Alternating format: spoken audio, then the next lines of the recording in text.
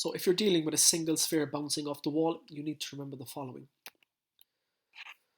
So number one, you need to rotate the plane so that the plane is horizontal. Number two, the J component changes, so the component perpendicular to the plane changes, and minus E is V over U is the formula that applies, and we only have a V over U because there's only a single particle rebounding off the plane. Remember that the reason we had V2 minus V1 over U2 minus U1 is because that's a relative velocity formula that relates to two particles moving relative to each other and colliding with each other. In this case, one particle, 1V over 1U. Let's go straight into the questions. So the first thing is you need to rotate the plane. That plane is at an inclination of beta degrees, so we're going to rotate everything clockwise by beta degrees. There we go. The ball after impact goes horizontally.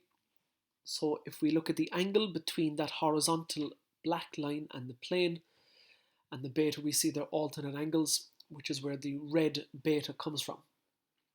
The other angle that you need to spot is originally the particle is falling straight down, and if we rotate everything clockwise by an angle beta, the angle between the vertical and the red line hitting off the plane will be beta, just like that.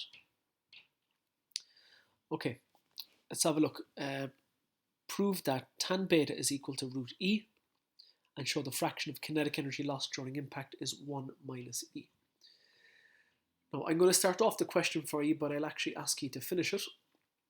So you'll listen to this video and then you'll have to go back to this particular slide and finish the question. So what we need to do is have a table with our single sphere, and that's what I have. So have a look at the table. We have the initial velocity before in the I direction is u sine beta, and it's u cos beta in the j direction. So what happens is the sphere goes down, it receives an impulse perpendicular to the plane in the j direction, so the j component changes but the I component stays the same. We know that the I component is u sine beta, and then to calculate the j component we use Newton's elastic law. So that's on the right hand side next to the diagram. Minus E is equal to V over U. When you cross multiply you get V is equal to minus EU.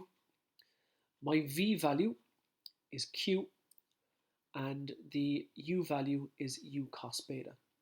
So the velocity of the sphere after impact will be U sine beta I minus EU cos beta J.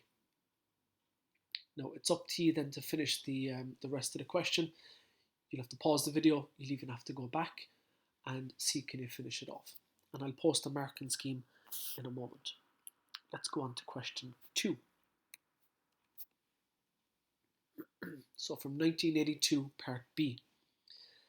A sphere of mass m moving with a speed of u on a smooth horizontal table impinges on a smooth plane BC. So the plane is at an angle of alpha. We need the plane to be horizontal, so I need to rotate all of the system alpha degrees clockwise. That means instead of A going to the right, it's going to be going towards the bottom right hand side, so that's down and to the right, and the angle is going to be alpha there somewhere. I'll show you that in a moment. The next paragraph tells us the plane is inclined at an angle alpha and the line of intersection of it with the table is at right angles to the direction of motion of the sphere. Great. Write down the components of the velocity of A perpendicular and parallel to the plane beforehand. That just means we'll rotate everything by an angle of alpha clockwise. A is moving at a speed of u, and then we'll write it in I and j components. And then it says, and show that EU sine alpha is the velocity of A perpendicular to the plane after impact. Okay, where E is the coefficient of restitution between the sphere and the plane. Find the magnitude impulse due to the impact. I'm just going to start you off. So we rotate the plane so you get something like that.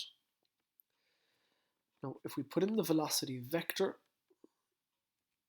in there, then what we're going to have is I've labelled the angle alpha as A, and then we'll have a corresponding angle, opposite angles there of A, and then if we use sine and cos, we should be able to get the two components of that red velocity vector. The vertical one will be u sine A, and the horizontal one will be u cos A. After the collision then, the j component will change, the I component will stay the same. So what you'll have to do is fill in your table and apply minus e is equal to v over u in the j direction, whereas the I component stays the same. Okay, you might have to go back, pause that and finish it, and I'll post the marking scheme again. Question 3, I'm going to give you no help with. I'll also ask you to do that, and I'll post the marking scheme on that.